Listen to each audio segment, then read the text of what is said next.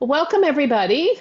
I'm Winifred Dejani, and I'm the chair of the Wetlands Committee at Point San Pedro Road Coalition. And welcome to tonight's presentation about the Migratory Shorebird Project. A little bit of background about the Point San Pedro Road Coalition. The coalition is a 501c nonprofit volunteer-run organization, and its mission is to represent the interests of the residents and neighborhood associations along the Point San Pedro Road corridor in East San Rafael. We have varied committees such as the Wetlands Committee. We have a disaster prep committee, a roadway committee, and other committees, and they diligently focus on their area of interest. And we also engage the community in other ways throughout the year. For example, in events like this, we recently co-sponsored 2 wildfire prevention awareness raising events. And we have our end of the year annual community event, and we invite local representatives from the city, from the county, and other organizations that do important work that impact our community. And you can find out all about this and more if you go to our website at sprcoalition.org. You can sign up for our email list. You can read more about the work the committees do. You can volunteer to join a committee, which we would love because we are always looking to increase our volunteer corps. That's what gives us the people to help make the work we do happen. And a few housekeeping notes. This program is being recorded, and it will be available shortly after tonight on the Coalition's YouTube channel. And you can access that also by going to the website, sprcoalition.org, and in the menu, there is our YouTube channel. There's an Our YouTube Channel tab, and if you click on that, that will take you to all the recordings of past events, not just wetlands-related events, Wetlands Committee, all the events that we've had. So if you weren't able to attend them in person, it's a really good resource of information. There's closed captioning, so if you want captioning, there's a hide show button on the bottom. So just press show so you can see those captions. There will be a question and answer period after the presentation. You can just type your questions in the chat, or if you want to ask them in person to our guest tonight, you can wait till after the presentation is finished, and on the bottom you can press raise hand. It will put a little hand by your picture, and then in turn we'll call on people and we'll unmute you and you can ask your question directly to him. And then lastly, the Point San Pedro Road Coalition is completely community funded. So if you would like to support us and you're able to support us, you can also do that on our website. There's a donate button, and you can click through that and it will allow you to contribute right there directly on the website. And now, without further ado, I want to move into tonight's presentation about the Migratory Shorebird Project. The Migratory Shorebird Project is a 13-country research, monitoring, and conservation network that is focused on reversing the declines of shorebird populations and their habitats along the Pacific coast of the Americas. And the Wetlands Committee is very excited to have Dr. Matt Reiter from Point Blue Conservation Science here to talk all about the project and the important work it's doing. Matt is a research director and quantitative ecologist at Point Blue.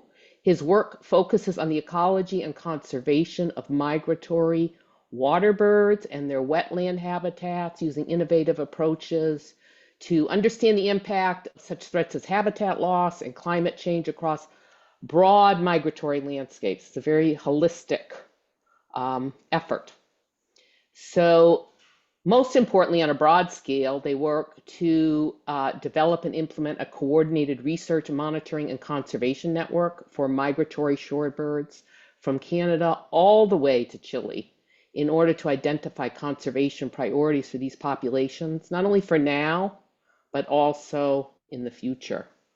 And Matt has a PhD in wildlife ecology from the University of Minnesota, studying Canada goose breeding ecology in the Canadian Arctic. And then prior to graduate school, he worked with the U.S. GS in Hawaii studying avian malaria impacts on native birds. So he knows quite a bit about birds. And without further ado, I would like to introduce Dr. Matt Reiter to give his presentation. Thanks so much, Winifred. And also thanks to Alan for all the tech support here. Great to be with you all this evening. I'm always feel lucky not only to do the work I do, but then get to share it with others. So super happy to be here. I'm going to take a moment here. Let me get my screen share going so that you guys can see my presentation. And let's see here. So hopefully, you are seeing at least the beginnings of a presentation. I'll put it in the presentation mode here in a moment. If it wants to do it, let's go slideshow mode. There we go. How does that look? Are you seeing that? Yes. Thumbs up. Yes. Thanks, Alan. Thanks for the thumbs up. I appreciate that. Great. So yeah, as Winifred said, I'm going to talk to you a bit about our Migratory Shorebird Project, which sort of has the tagline of connecting communities of the Americas through research for conservation. So really about the connections of us, of our human communities, really through these birds and leveraging that for their conservation. So hopefully that'll resonate with some of you tonight, this evening. So a little quick background on Point Blue. So sort of our tagline, conservation science for a healthy planet. We were founded in 1965 as the Point Reyes Bird Observatory. So out there in Bolinas, and maybe some of you have been out to our Palomarin field station at some point over the years. We are celebrating 60 years this year, super exciting. And, you know, we've grown from being based out there in Bolinas. We now have our primary offices are up in Petaluma, California, although folks are spread around throughout California and beyond. We have at least 160 scientists. Our work really is focused on doing the science to advance the conservation of birds, other wildlife, and ecosystems through science, partnerships, and outreach. So hopefully, some of that will come through in my talk today. We really strive to not do science in a bubble. We do science because we want to have impact on the conservation of ecosystems and wildlife, and work with those who are out there, you know, managing the landscapes or conserving the habitat to give them the kinds of information they need to justify the work that they do. So, I've been at Point Blue, and just for me, I've been at Point Blue since 2009, ever since I finished up my PhD, as Winifred said, at University of Minnesota.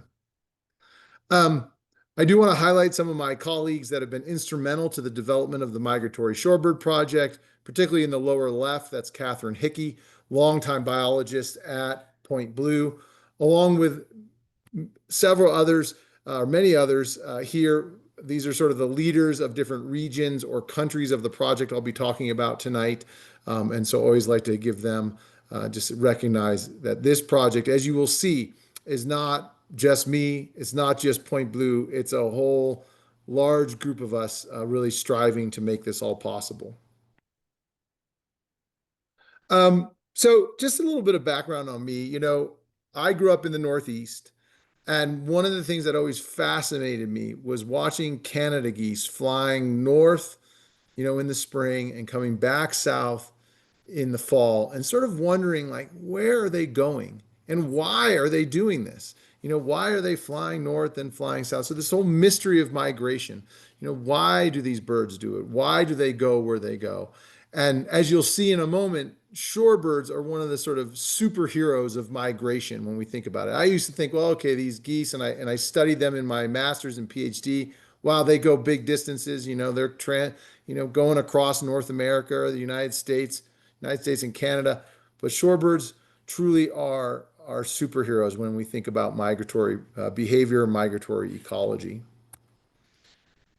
So if you don't know what a shorebird is, and there are plenty of them that appear along the shores near San Pedro Road and San Francisco Bay and beyond. But these are a group of birds that are, you know, pretty diverse globally. often using wetlands, beaches, tidal mudflats. This is a large group of sanderling that you might commonly see on beaches here in California. So you can see here a group of what might call sandpipers, and believe it or not, a long-billed curlew is a sandpiper. It's the largest of the sandpipers, but you can see here a sanderling is also in the sort of sandpiper family, along with western sandpipers and dunlins and a whole group of other birds. Black-bellied plovers, another bird you might commonly see in and around San Francisco Bay and the region. This is in its non-breeding plumage. If you're lucky enough to catch it, maybe last month as it was coming through San Francisco Bay, it would actually have its black belly and some black armpits as it's going up to breed in the Arctic. And then, as I mentioned, sort of sandpipers, right? You have these sort of smaller western sandpipers, and they're all mixed in here. And in fact, I don't know if my spotter works, but in the sort of the lower right corner here, I think my cursor, you might see it. There's actually a bird there with yellow legs, looks similar to the others. That's actually a least sandpiper mixed in with these group of western sandpipers. And so these are just some of the shorebirds that you might see out there. Here are some more that are common. I think this photo is from San Francisco Bay at a roost site. So the tall ones there are marbled godwits, and then the sort of gray ones there are willet. Just some more of the sort of diversity of shorebird species. But as I mentioned, shorebirds are really, you might call them global adventurers. And so this map here shows what we generally refer to as flyways. So these are sort of regions of the world that, certain populations of birds will traverse each and every year as they move between their breeding grounds, typically up in the Arctic regions and their non-breeding grounds. And of course, we're a little bit North American centric, if you will. So a lot of my work here is talking about these species that are breeding in North America and then migrating down into Central and South America. And our flyway here, this one sort of highlighted in yellow. This is what we typically call the Pacific Americas flyway or the Pacific flyway. Of course, we have a Central flyway and Atlantic flyway, and there's sort of flyways have been defined across the world, and again, largely due to the sort of common groups of birds that are moving through these regions each and every year as they go through their annual cycle. And these are big places. And one of the things I just want to highlight before I go any further too is that Point Blue, or formerly the Point Reyes Bird Observatory, has really laid some of the fundamental groundbreaking work around shorebirds, particularly in the Pacific Americas flyway, and historically, largely in the areas right around where you all live in San Francisco Bay. Some of the first sort of publications around shorebird distribution and abundance in San Francisco Bay. The kind of data that now have led to the acknowledgement that San Francisco Bay is a site of hemispheric importance for these birds, as they're not only during their non-breeding season, in the winter for us, but also throughout the year as they migrate north and south. Birds that are ending up in South America are coming through San Francisco Bay. A lot of work for us out in Bolinas Lagoon, out in the Point Reyes Esteros, which I'm sure you all are familiar with, being from that part of the world. So, my colleagues shown here in their younger years, Dave Shuford there in the middle, Lynn Stencil and Gary Page up there in the left. All these folks are now retired. I was lucky enough for them to still be actively doing their research when I started at Point Blue. But again, really laid that foundation for what we kind of knew is particularly in the California region. But one of the things they also did is they also recognized that we can't just study the birds here in California if we want to do effective conservation. These birds are moving over huge landscapes. And so no matter what you do here, if you're not doing something to benefit them in other places, those threats might come back to bite them and lead to their population declining. One exciting project that Point Blue was involved with, sort of after we started calling ourselves PRBO Conservation Science before becoming Point Blue Conservation Science, was work where we put satellite transmitters. So these are little tags on the back of birds. This was focused on bar-tailed godwits, which breed up in Alaska. And so these satellite transmitters allow us to track these birds in basically real time throughout their annual cycle. And so I love showing this figure because it really shows you the sort of incredible biological feat that these birds are undertaking each and every year. So this bird, E7, was tagged up in Alaska. It then, towards the end of the breeding season, so between August 30th and September 7th of that year, migrated over nearly 12,000 kilometers south to New Zealand to spend the winter. Spent a bunch of months there. Middle of March, it said, okay, it's about time to get going. It migrated almost over 10,000 kilometers up to the Yellow Sea in China. Spent a little bit of time there, actually almost a couple months, to when it said, okay, it's time for me to go back and breed in Alaska. It migrated 6,500 kilometers across the North Pacific, back to Alaska, back to its breeding grounds to do it all over again. And so, if this doesn't highlight sort of how amazing these birds are, how do they do this? How do they fly these distances? How do they fly almost continuously for over a week to make these journeys? Some of it we just don't understand, but some of it we have to say, look, we have to be amazed by it and then recognize, like I said, if you do conservation in Alaska, but you're not looking at New Zealand or what's happening in the Yellow Sea in China, which we know is a place that's losing a lot of habitat, those conservation actions in Alaska may not do what you think they're going to do. And I just show another sort of example of this. This is just, if you watch carefully, the little yellow dots, these are marked Wimbrel.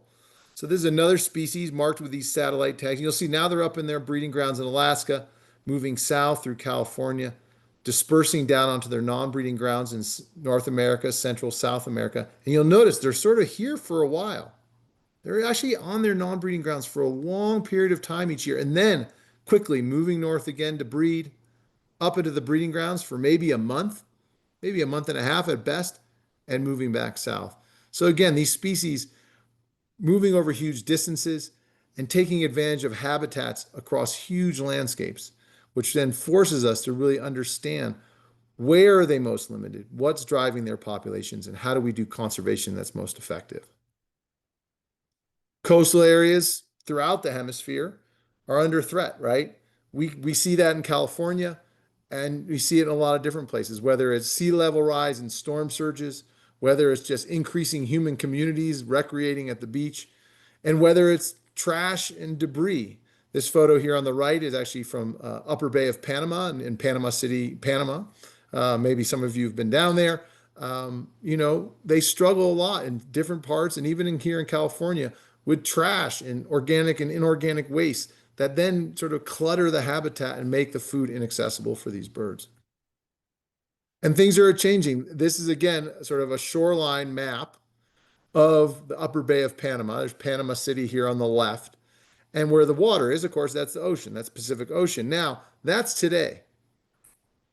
Where the blue is now is what we think is going to happen with 1.5 meters of sea level rise, right? So the water's moving inland. It's moving into new places. We're losing habitat on the coasts. And unless we think about ways to do conservation to allow that habitat to migrate, we're going to lose it. And this is true in San Francisco Bay. Think about it. How many of our shorelines are hardened, right? That's happened a long time ago. And so of those places that we can allow habitat to migrate, places like, think about the 37 corridor, right? Highway 37 corridor, where we can allow that habitat to migrate, we have to allow it to do it, or else we're going to lose some of these intertidal habitats in wetlands that are important for these birds. Some of the things we do know, shorebird populations are declining. And particularly, we know this from the Atlantic flyway. This is a data set. All the dots in the red are shorebirds that are declining. You can see the species down along the x-axis. Right? These birds, however, this study was part of a long-term monitoring from the 70s even till now, and this data set was from 1980 to 2019, it looks like. The majority of these species are declining, and dramatically so over this window of time, which is very, very concerning. Now, as I mentioned, this data set, here you can see the blue dots, largely from the Atlantic flyway. And so when I was hired at Point Blue in 2009, we started to have a vision like, hey, we don't know what's going on with these birds in the Pacific flyway, because they're different. They're a different group. They might be some of the same species, but they're moving again across that different flyway, that different corridor, and facing potentially different threats. And so when I started, we had this overall vision of a coordinated set of monitoring programs across the Pacific Flyway that really allow us to understand the trends and then to use that information to guide conservation priorities for these species. And out of that, and I'm lucky to say, I think we started the Migratory Shorebird Project formally in around 2011. We now have the MSP with a network of sites. All these orange sites are places where we're counting shorebirds each and every year across this large network of 13 countries. And our objectives are to understand the trends and the distribution and abundance of these birds. So where are they going up? Are they going down? Are they moving to different places? To evaluate what threats are most impacting these species. Is it habitat loss? Is it recreational human disturbance? If it is habitat loss, is that happening, say, in San Francisco Bay? Is it happening in Panama? Is it happening up in the Arctic? Using that data and those results to really drive informed conservation action, right? We have limited conservation dollars. We know that. So we need to be strategic. We need to put them where it matters most. And then something that sort of is, I hope you'll see and appreciate, and something that I appreciated as we developed this program was really to increase the capacity overall for shorebird research and conservation across the hemisphere, and particularly across the Pacific Americas flyway.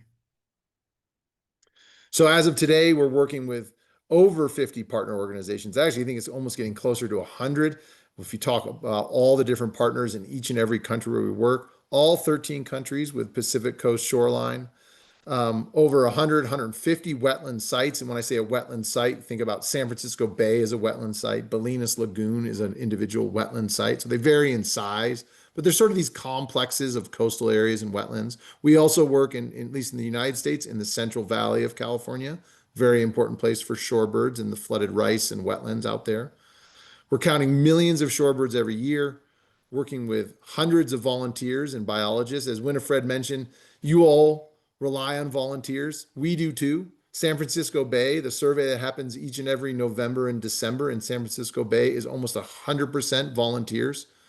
Nearly 70 individuals each and every year or more going out to count these birds to participate in the program. And working with graduate students in many different countries, Mexico, Panama, Colombia, Canada, Chile, to use the data, to do the science that we can then use to guide conservation. Where are we working? And I like to do this slide because I think hopefully it'll paint a picture. Puget Sound, Washington. These are just some examples, right? We're working up in Puget Sound, Washington.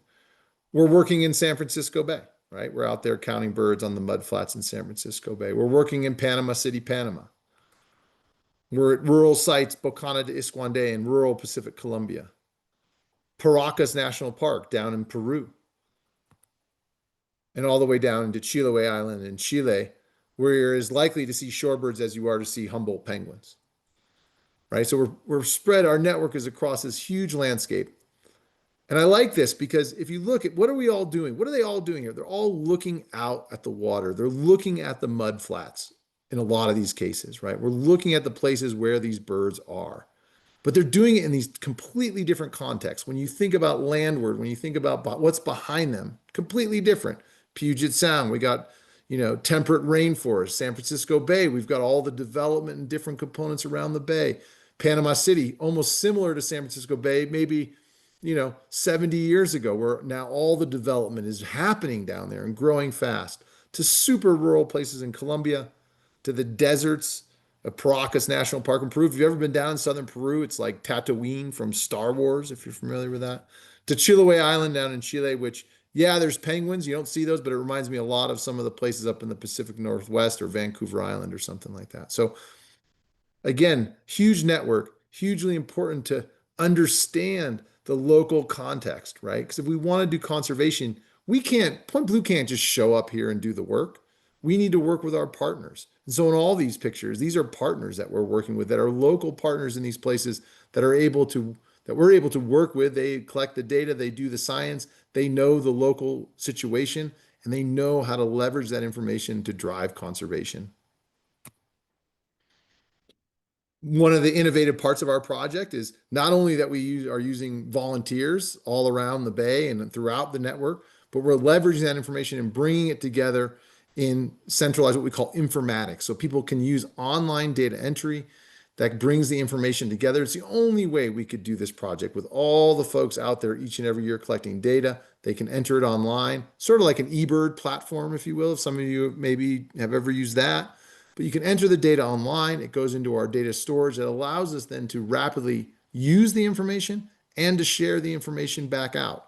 So this map here on the right, it's an interactive map. If you go to our Migratory Shorebird Project.org webpage, you can explore that map. If you're interested, you can see all the different places we work. You can see the birds, which species we count where.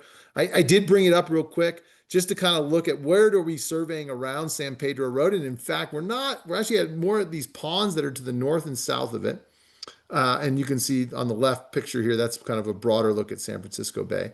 Now, I want to acknowledge that this is a quote unquote random sample of the bay. So we could, and historically, Point Blue has counted throughout every place in the bay. And we know there's birds all on the shoreline as well. But for the purpose of sort of quote unquote efficiency, right? Limited conservation dollars, limited science dollars, we got to deploy people at a selected number of sites. So brought this map up just to kind of share with you and give you a little bit of local context. As I mentioned, building capacity has been a huge component of this project. When we started, we often were working with one biologist in a country, that there was one or two biologists at a university or at another NGO, non-governmental organization, nonprofit that was studying shorebirds.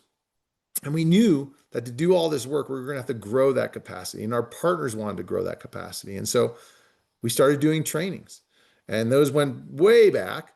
This photo actually is from one of the last countries to join the network. So this is from Guatemala back in 2019. It was one of the last sort of trainings. I shouldn't say last, we continue to do them, but sort of a really focused training, brought in biologists, brought in students, brought in local community members, brought in members from local shrimp and salt farm production sites that I'll talk about in a few minutes, all to come and learn not only about these shorebirds, but also how to participate in the project. And some of these individuals now have gone on, they're starting to build their careers out of this work. Actually, one of the young women here was a volunteer. Then she became sort of a paid staff. Then she became a project leader for a certain site. And now she's actually running the surveys for an organization in Guatemala. So to see that sort of transition, to see that, evolution of individuals has been really compelling for me as I've seen the project grow.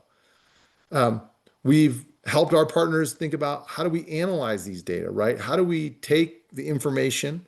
How do we do the science, ask questions of the data that then again can help us be strategic in the conservation actions, right? So running data analysis workshops. And as a quantitative ecologist, these are sort of my specialty, if you will. But again, here, partners from all different countries, all different backgrounds in many ways, coming to learn how they can best use their information to drive conservation. And then working with those partners locally to think about, how do we take that data and build sort of local constituencies for action? And really, this is led by our partners. I'm in this photo. I'm here visiting. This is down in the Gulf of Guayaquil in Ecuador. But in this boat, we have members of the national government, the regional government and park rangers, members of the local crab fishery kind of union, if you will, or cooperative that really is reliant on healthy mud flats and mangroves. And so we're bringing these folks together to think about, what are the solutions to any sort of, pressing conservation issues. And here it's actually shrimp pond development that continues to encroach on mangroves and the mud flat habitat. But again, really critical for us is, how do you take this data and turn it into action? Kind of going back to, some of the work we do, right? Sharing knowledge, right? I'm a scientist, got my PhD in conservation ecology, publishing papers. while for some folks they say, well, does it matter? Well, it is a currency for us. And surprisingly enough, in many cases, having that published paper, while the person you're trying to influence their decision, say in a government, is not going to read it. But if you show, hey, look, this is a peer-reviewed piece of science, they may more likely believe what you're saying and be willing to take those guidance that you're talking to them about. So, we've published the paper project so far, I think it's like 12, 13 peer-reviewed publications here, just a couple looking at population trends, looking at certain threats, the impacts of human disturbance. One of the things we definitely are finding in our data set is that sites, habitats where there are more humans, more recreating humans, particularly more humans with dogs off leashes. I know we all love to have our dogs off leashes. I am guilty of that for sure. Actually, my dog 2 summers ago was harassing a spotted sandpiper that I didn't realize was nesting on the reservoir behind my house. So guilty. But what we do know is in those places where that's happening, we're getting less shorebirds, right? They're not going to spend their time there because it interrupts their foraging and it causes them to spend energy flying away from these threats as opposed to feeding and resting and preparing to go back up and breed again on the Arctic breeding grounds. The project's been going on long enough that you might remember earlier in the project, in the presentation, I said, well, we don't really know what's going on in the Pacific Flyway in terms of trends. Well, we're starting to learn what's going on. And one of the things we know is that while there are some mixed trends, the graph on the left, sorry, it's a little small, but you'll see the species up and down the left and the red line down the center, dashed line down the center is if you're right of there, you're increasing. If you're left of there, you're decreasing. What I can say is that the evidence after only 10 years, now remember the figure that I showed earlier from the Atlantic Flyway was 40 years of data. Here we're talking about just 10 years so far. And already what we're learning is that for some species, they are declining. There is very strong evidence that Dunlin, a common species in San Francisco Bay, Willet, one of the ones I showed earlier, American avocet, a very common species that you all might be familiar with. It's beautiful, has the long upcurved bill. These species are declining. We have very strong evidence that these species are declining. Dowitchers, another bird common in San Francisco Bay. Black-bellied plover, the one I talked about earlier, also a species. When we look across the flyway at their populations, they are declining. So we need to act. We need to figure out what we can do. This picture here is from a workshop we held in San Francisco last February 2024, with some of the leading experts in shorebird ecology from throughout the entire hemisphere, representing many different countries, coming together to think about what is the science. Okay, we now have evidence these species are declining. What is the science that we need to do to figure out exactly why? So that, again, we can be strategic in applying that conservation investment to have the biggest impact. So we're building on this now, what we've learned about, hey, there's a problem, Houston, there's a problem. Now, how do we solve it? Some of the things that we're participating in helping to lead are, we know that human disturbance is a problem. We don't know, is that driving the declines completely of shorebirds? Well, we don't know. But we do know that they're not taking advantage of habitat that they otherwise would because of the disturbance. So we developed with partners a toolkit for helping to mitigate recreational human disturbance in the flyway. So these are things like case studies of how folks have implemented conservation actions, access to signs and other parts of a toolkit that allow any partners to sort of say, you know what, we're going to implement an initiative to reduce that disturbance in this place in the hopes that it will benefit the shorebirds. We're thinking about how can we work with working lands, right? We do a lot of work at Point Blue with rice growers in the Central Valley of California, a place that now, through sort of collaborative effort in the non-breeding season and in the winter, so non-productive season for rice, there's hundreds of thousands of acres of habitat now out there for birds, and particularly for shorebirds and waterfowl. And we've actually seen waterfowl strong evidence that populations that were declining in the 80s and early 90s are now increasing.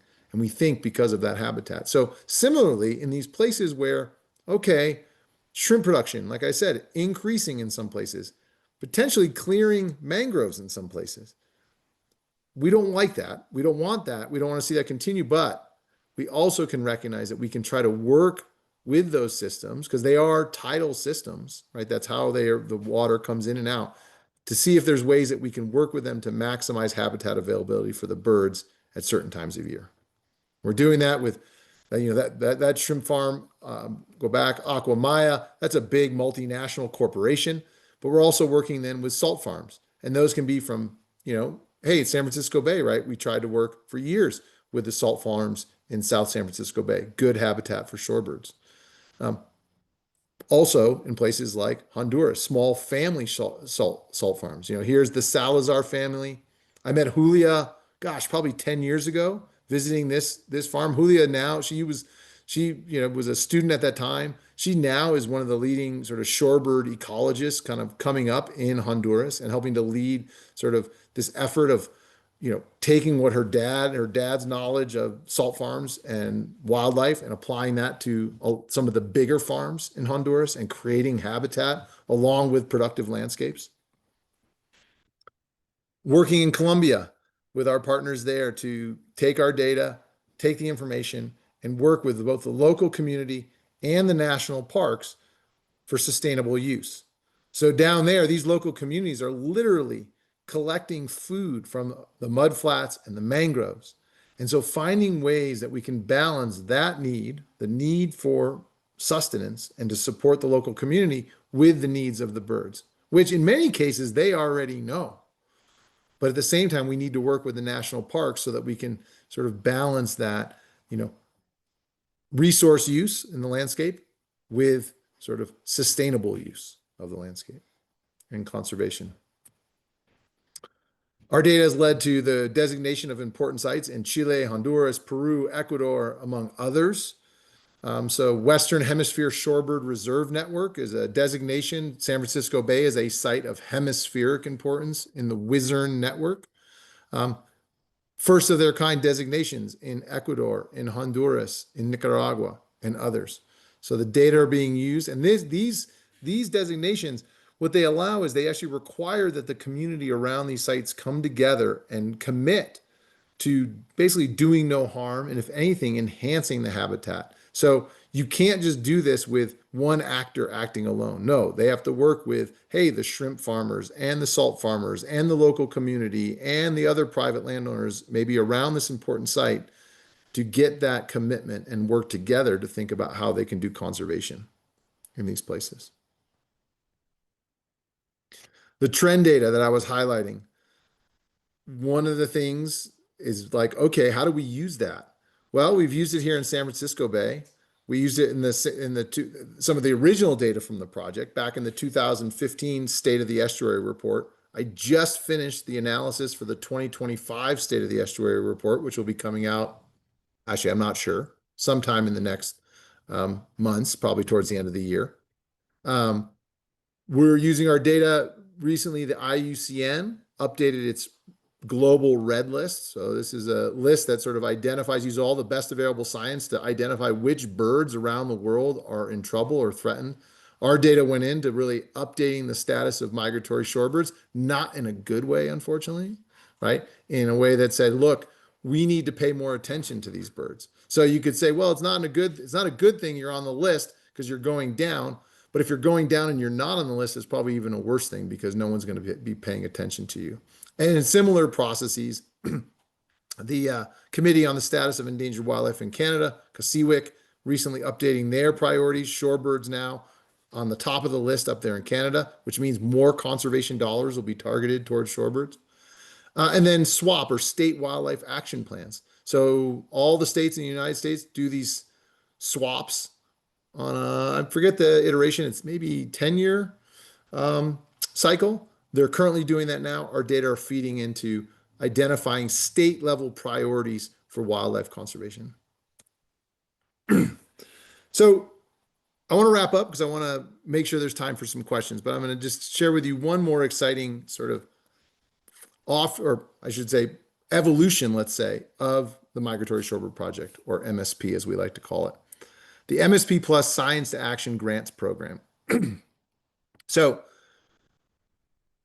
about 5 years ago, an individual came to me and said, "Hey, what is it that's missing from this network? I see the science, I see the network, I see your participants, and he said, they said, what do you think is mostly?" I said, one of the things that we're recognizing is the challenge for our international partners to get access to funds to do conservation on the ground. I mean, they're out there. There are funders out there, and they have access to certain funds that we don't, say being from the United States. But at the same time, so much of the funding that they were seeking out was US federal grant funds, which, in 2025 are basically going away, unfortunately, tragically, if you will. But we also recognize that those are also hard to get, and they don't always address the local issues. They're kind of set, the priorities are set in different ways.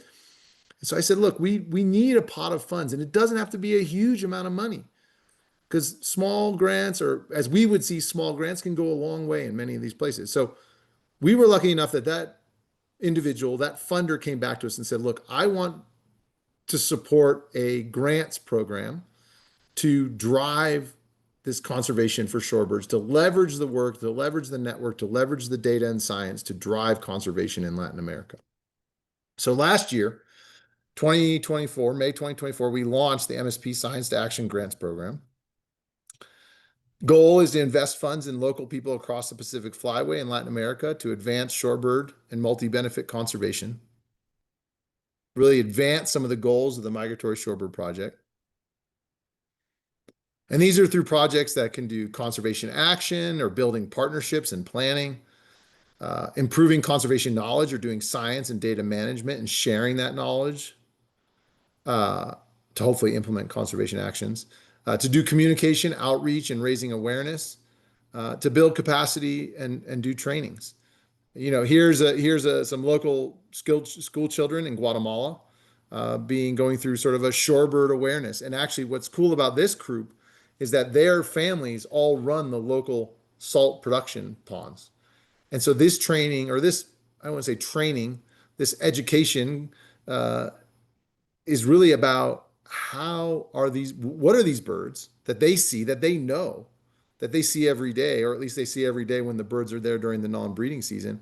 And how are they using these farms where they're growing up, and working with them and working with their parents to think about implementing conservation actions. So this project here, we're working in El Salvador. This is an example. I think we've funded now, and last year was 9 projects where we just put out the request for funding proposals on Monday for the next round. So we'll be funding another, hopefully 9 or so projects this coming year. This project in El Salvador, really working with the community La Union in El Salvador to think about how can they do community-led conservation for shorebird habitats in their area. So it really brought together community members, local government, national government, to think about strategies for not only restoration of mangroves, maintaining of mudflats, local cleanups, monitoring of the effectiveness in these sites. And I was lucky, I got to go there last March. It was awesome to be there, and it was great to be able to actually do some work on the ground with them.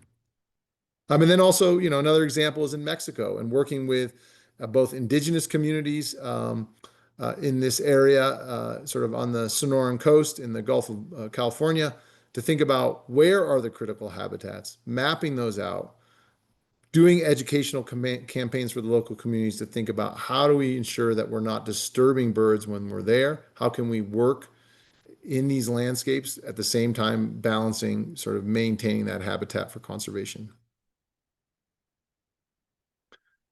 So in the interest of time, I want to wrap up here. I really see us as trying to protect our shorelines, protect these birds, and inspire conservation action. And for me, when I started this project, in fact, my kids look like that. I always think I should update this. They don't look like that anymore. They are now 15 and 12. But really for me, sure, this is great. We can do this work. We're going to be here now but we're not going to be here forever. So it's not about us. It's for the future. It's for the birds. It's for these kids in Panama, these kids in Colombia, the kids in California, so that they can appreciate this same sort of migration, this mystery of migration that I did as a kid, into the future. One thing I will highlight, I like to say about Canada geese, when I was a kid, I didn't know this, but actually in those years, Canada goose populations in the Northeast were severely depleted. And now conservation has been so successful that actually they're a nuisance. They're on the golf course, they're on people's docks, they're in people's yards, whatever. I'll take a nuisance over being severely depleted. Um, can't do this work without our funders. Um, you know, these are sort of the major ones here. We also occasionally receive donations and contributions from individuals or other small foundations. But again, the David Lucille Packard Foundation, Forest Service International Programs, March Conservation Fund, all these have been just critical to the success of this program. So thank you so much. Hope to take some questions. Feel free to reach out to me directly after the presentation. This will be obviously in the recording. It will be, I think, in a PDF document of the presentation that you can get. Again, always looking for volunteers. If you're into counting shorebirds or just want to see what we do, you can go out in the field, usually in November and December in San Francisco Bay or Bolinas Lagoon if you want to get out to the coast, or Tamales Bay or the Point Reyes Esteros. And yeah, looking forward to a discussion, and thanks so much for having me tonight.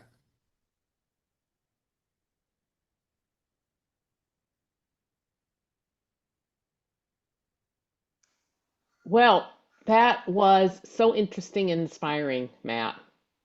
Thank you.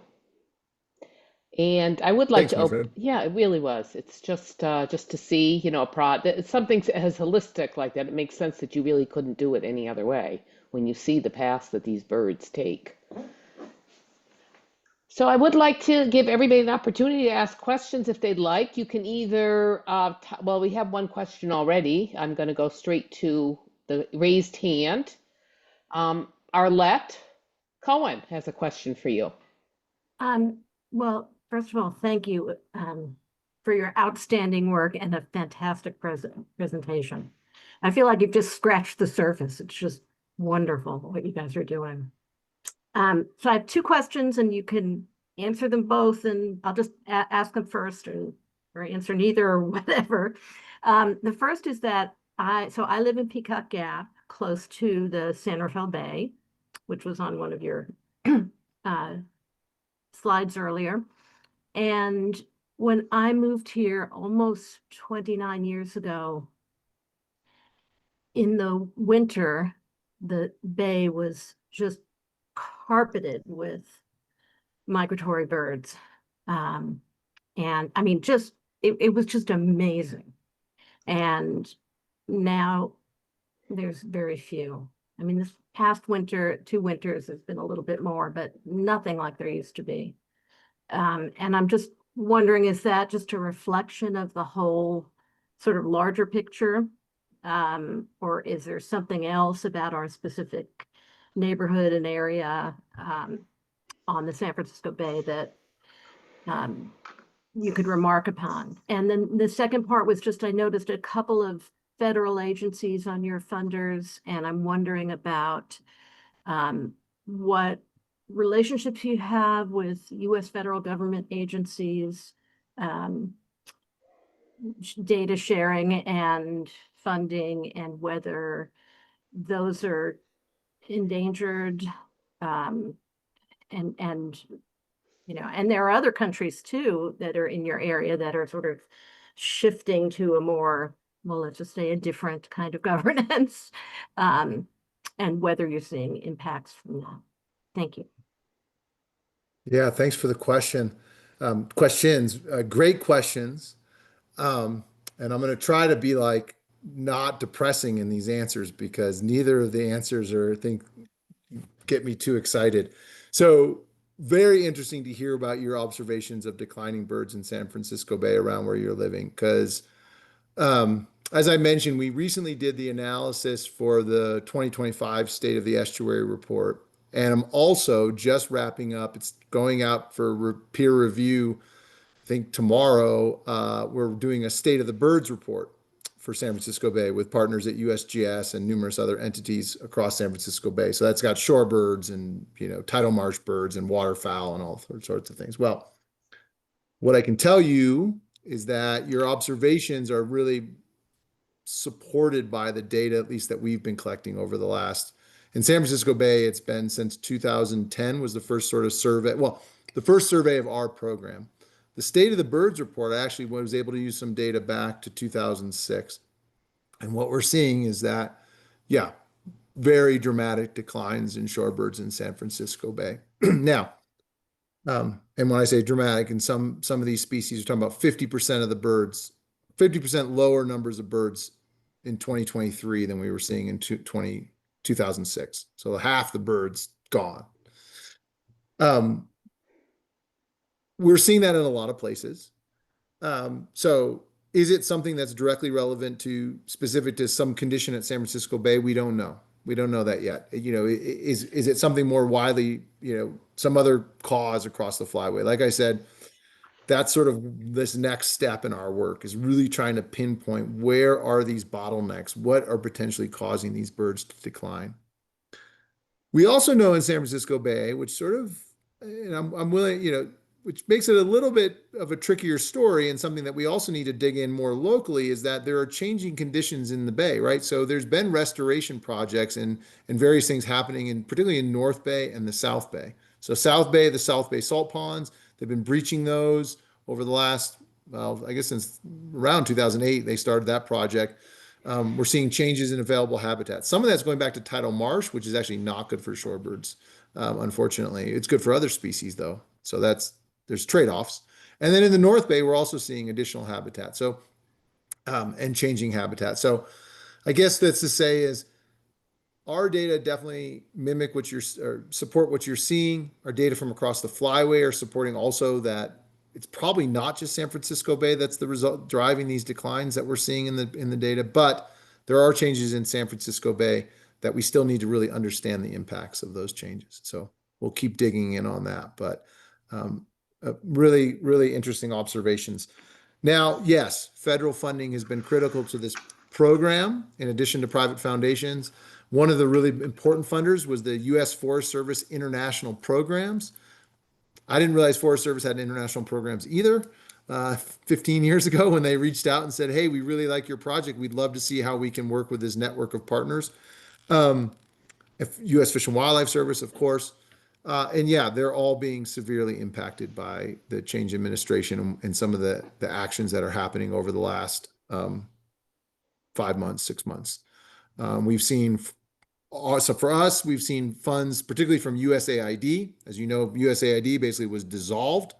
We've seen those funds essentially go away or be frozen permanently at this point, basically is what they're telling us. Those funds also are funds that supported some of our partners work internationally.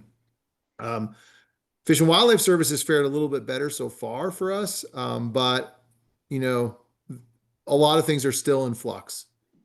Even from our Forest Service partners, we spoke with them 2 days ago. They are expecting that Doge and that whole situation is actually arriving at their doorstep come June. And so we'll see what happens. So yeah, it's not a good time for federal funding, which obviously puts more importance on us trying to work with foundations, try to work with the state of California, try to work with other sources of funds that will support our international partners, as I was mentioning, like trying to find ways. They do have access to funds that we don't access, so we're trying to work to really get after those the best we can. But yeah, it's not a good time for federal funding, and particularly federal funding for international collaborations and partnerships. As my colleague said, they don't want to fund anything that looks like we're sort of supporting something in another country, unless you can make the case. Now, luckily, migratory birds, you can kind of make the case like, look, if we don't do it here, these birds are going to be affected. These birds, are going to be impacted, and we share these birds. But I'm not sure. how much that story resonates. Depends, I guess, who you're talking to out there. Thank you. Thanks for the questions. Yeah. Any other questions? You can either type them in the chat or raise your hand.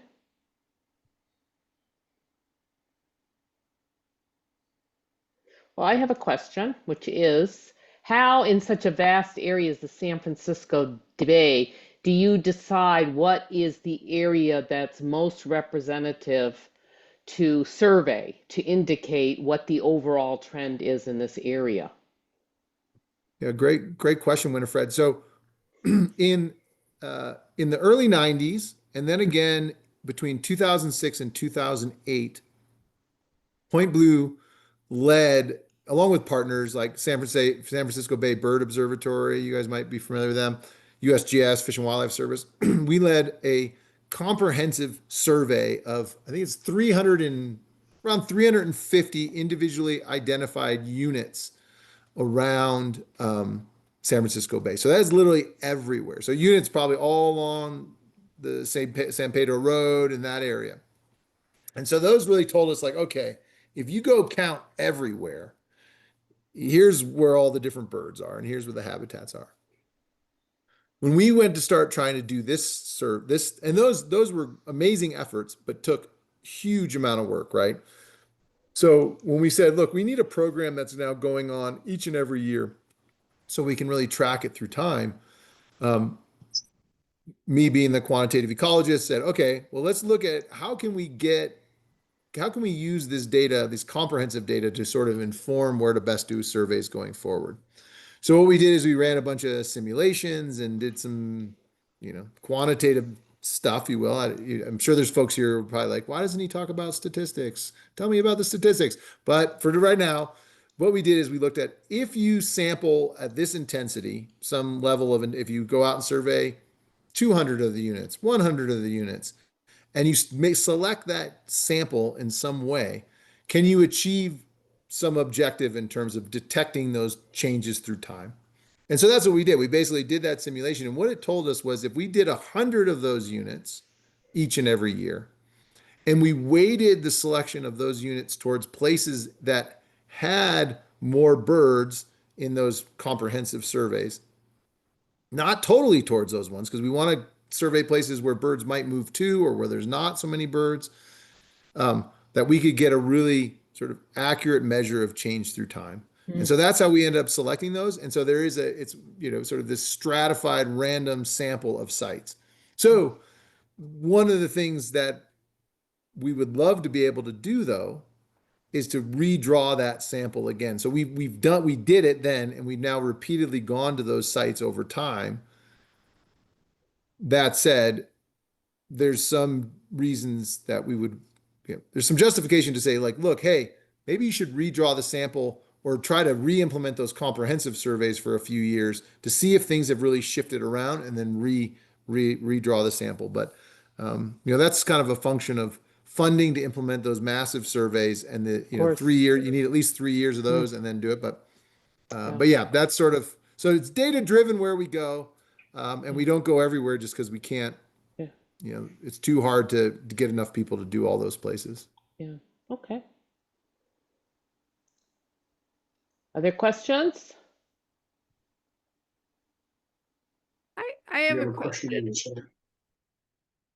Some years ago, I helped at the Audubon Sanctuary in Tiburon with various waterbird counts, and I've kind of lost touch with them. But then they decided to suspend that, and my understanding was that they were going to use drones. Do you guys use it at all? I mean, it didn't make sense to me, but I don't know what your take on that. Yeah, that's a great question. I mean, the drone movement is there. I mean, we run a project. Point Blue runs a project out in Mono Lake on the Eastern Sierra, where we count gulls, breeding California gulls, using drones.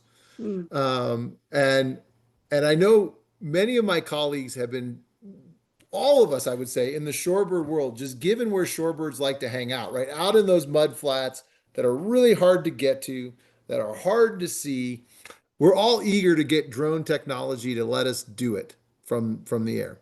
Unfortunately, all this the majority of the studies that we've seen and continuing, like some colleagues up in Vancouver, Canada, have been sort of leading this, um, just really struggling to stay high enough to where you don't disturb the birds, and then to get imagery that's good enough to tease out kind of little dark birds on little dark, on patches of dark mud.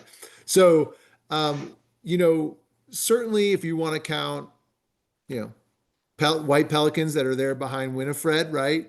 We can do that. You can do that with a drone. You want to count probably, great blue herons, egrets, things like that. I think drone technology is really compelling. We're going to be actually piloting some work out in Mono Lake, hopefully in the coming year, to see whether we can count waterfowl using drones up over the lake. Um, so, great question, and people are working on it. I'm trying to also be part of that movement to work on it, but we're running into some limitations, as I said, just in terms of getting. But I suspect it's not too far out till we'll be able to collect that imagery. And the next step is, right, you take the imagery and then you feed it into the computer, and you have AI basically count all the birds for you, right? So it's coming, Beth. We're not quite there yet. At least for shorebirds, I would say. But for some species, we're already doing it for sure. Well, in the photography world, there are these apps, Gigapixel. I don't know if you've Topaz. Yeah. You can use them for sharpening, and then also you can use them for increasing the size of the subject. Although my experience with it is it doesn't always work very well. But if that resolution can be improved, then you may be able to use it more with the smaller birds. No doubt, no doubt. And because another place we do it, we use it in Antarctica on penguins, right? We do it. We have a whole program, Point Blue, down in Antarctica, and that's one of the first places we started using drones. But yes, I agree. I think it's going to be possible. And again, obviously those high resolution imagery takes up a lot of computer space and stuff. But we're more and more, we have the computer technology to allow us to take advantage of that. So, I'd love to see it happen. That's for sure. Well, thank you. Thanks, Beth. Are there any other There's a questions? There's a question in the chat. Oh, in the chat. Um, Okay. I don't know. I didn't I see live that. near San Pablo Bay. What are some actions me and my community can take to support our shore? Okay. Good question. Yeah, that's a really good question. Sort of two things that I just was, well, and I guess there's three things, and because one of them I don't think is much around San Francisco Bay, but I probably should. So one thing I was just writing, the Spartina is a cordgrass, right? And that's an invasive plant that's causing a lot of trouble on the mud flats. So, support any local efforts you can that are trying to do Spartina control or removal. Because that is definitely problematic in terms of taking away habitat for shorebirds. That's one. Another one, and particularly up in San Pablo Bay, is sort of thinking about, allow, shore hardening or is problematic, right? If we start hardening all the shorelines, eventually, if we believe the projections, right, then the sea level rise is going to come up, and that intertidal zone is going to start to go away. So supporting efforts that are allowing for that migration of the habitat inland. So for San Pablo Bay, right, the raising of Highway 37, major infrastructural effort, potentially is going to be a huge benefit to allowing for sort of a natural migration of habitats further up into San Pablo Bay. So I think, recognizing that while that may cause a lot of congestion, and it will be a real pain in the neck for folks for, I don't know how long it's going to take to do that project once it happens. That sort of thing will help hopefully this habitat to continue to sort of expand, at least for a while, right? At some point, it's going to maybe start hitting up to the hills, and we'll have other problems on our hands. So those are two. The third one that I will highlight, and because it, we don't often think about it as big of an issue in, say, San Francisco Bay. It's just that recreational disturbance problem, right? So if you see folks letting their dogs run out on the coast, and and there's birds, particularly in San Francisco Bay, you get these big concentrations of roosts. So the birds are out foraging, the tide moves in, they move to a roost site.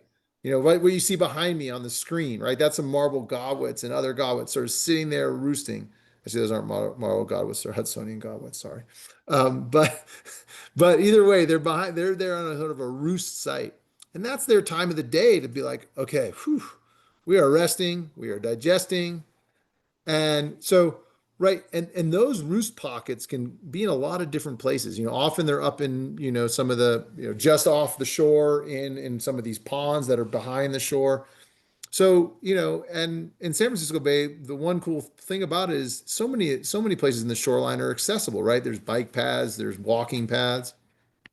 I would just say, where possible, and if you're seeing issues, you know, communicate, reach out, talk to folks, try to make it so that these birds have a place that they can go rest. The dogs aren't disturbing them. The kids aren't disturbed.